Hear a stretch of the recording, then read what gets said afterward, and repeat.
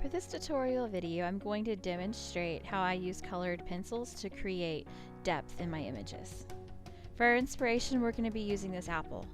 If I were to ask you what color this apple is, most people would probably say green or yellow-green, which is completely accurate. But let's look a little closer and see what other colors we can discover. The first color that comes to my mind is olive green. You can see it in the shadows and this curve of the apple, as well as in a deeper way in the core. There's even light touches of it in the stem itself. The next color is a little less obvious, but yellow. You can see it in the meaty part of the apple where the apple really opens up and rounds out. While there are a lot of other natural earthy tones in the apple, the only other color that really pops out in my mind is white. The next important factor to consider when trying to create depth in your image using color is the color wheel. I always start with my shadows as the complement of the main color that I'm using. If you're not sure what the complement is to a color, pull out a color wheel. Whatever color is directly across from it is its complement. For this apple, we kind of have a tricky color happening here. It's kind of a yellow-green. So I'm going to be using a combination of red and violet to create the color for my shadow. While identifying the colors correctly is extremely important when trying to create depth, another thing you want to consider is creating strokes with your colored pencil that actually follow the shape of whatever your object is. Since this is a round apple, you'll notice that my pencil lines follow that same idea. Where it's arcing over the side of the apple, I'm making the line curve. Where the bottom of the apple is starting to curve up towards the stem, the same motion is happening. I'm going to come in and lay some violet over the top of this red in a minute, but I wanted you to be able to see that shift in color, so I'm going to go ahead and add the yellow now. Since the yellow is in, when we start adding the violet to that red, it's really going to make the difference pop. You're really going to be able to see that shadow.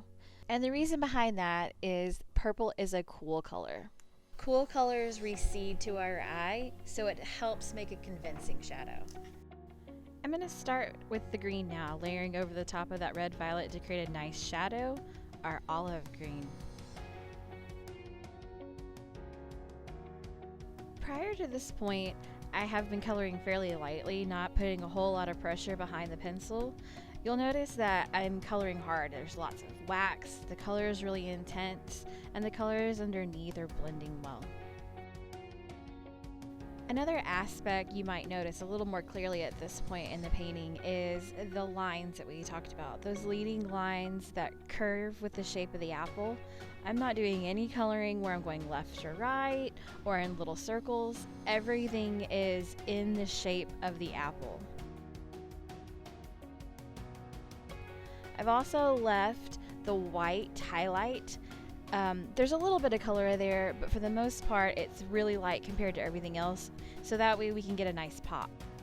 I'm coming back with the yellow again because this apple is really a yellow-green apple, and by using this lighter pigment colored pencil I can smooth out the apple without changing the overall color too drastically. When adding the white, I'm using it to bring light into the image, showing the reflective nature of the peel of the apple.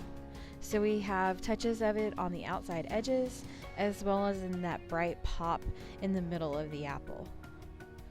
I'm coming back with the green to sharpen and emphasize that white highlight in the center. I'm going to start applying some color to the stem, starting with the pure green and layering the yellow over the top of it.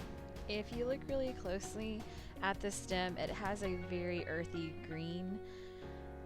The purple and the red will help tone it down and give it more of a brown or olive green tint and give it a more natural look, but the green is crucial to making it look realistic. Now let's get started with the shadow to keep it from floating, using a violet to get started. Remember, we want to use a cool color for your shadow, and then we're going to color over that with its complement to neutralize it.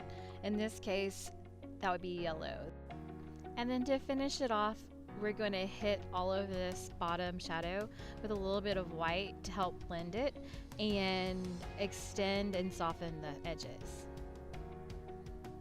And that ends this tutorial. Thanks for watching. The background music I got from bensound.com. If you're interested in following along with me, the worksheet will be available on my Teachers Play Teachers page, and there's a red apple example also on my channel. Feel free to check it out. Thanks!